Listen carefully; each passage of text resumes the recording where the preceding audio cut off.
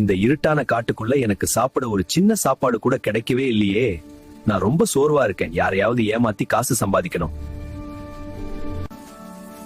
ஆஹா, இது என்னது இவ்வளவு பிரகாசமா வெளிச்சம் தரக்கூடிய ஒரு அழகான கண்ணாடி பாட்டில். இத வச்சு இந்த காட்டுல இருக்கிற முட்டாள் விலங்குகளை ஈஸியா ஏமாத்திடலாம்.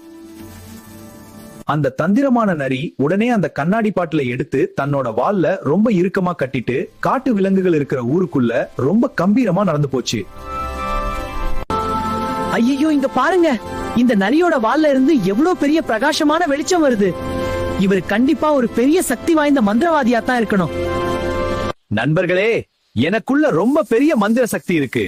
எனக்கு நீங்க நிறைய நல்ல சாப்பாடு கொடுத்தா உங்க எல்லாருக்கும் நான் இந்த மாய வெளிச்சத்தை கண்டிப்பா கொடுப்பேன். இந்த நரி எப்பவுமே மத்தவங்களை ஏமாத்துறதுல ரொம்ப பெரிய ஆளு. இதோட வால்ல மட்டும் எப்படி திடீர்னு வெளிச்சம் வரும்? இதுக்கு பின்னாடி கண்டிப்பா ஏதோ ஒரு பெரிய தந்திரம் இருக்கு.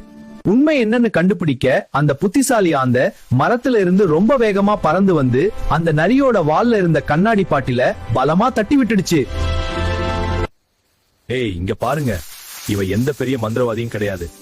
மின்மினி பூச்சிகளை புடிச்சு பாட்டில் அடைச்சு நம்ம எல்லாரையும் இவ்வளவு நேரம் ரொம்ப ஈஸியா முட்டாளாக்கி ஏமாத்திட்டான். ஐயோ, என் தந்திரம் எல்லாம் இப்போ முழுசா மாட்டிக்கிச்சே. இவங்க எல்லாரும் சேர்ந்து என்ன கண்டிப்பா அடிச்சு கொண்டுருவாங்க. இங்க இருந்து முதல்ல வேகமா தப்பிச்சு ஓடிட வேண்டியதா. ஏமாற்றி வாங்கும் நல்ல பெயரும் பொருளும் ஒருபோதும் நிலைக்காது. உண்மையான கடின உழைப்பு மட்டுமே எப்பொழுதும் வெளிச்சம் தரும் என்பதை நீங்கள் கட்டாயம் புரிந்து கொள்ள வேண்டும்.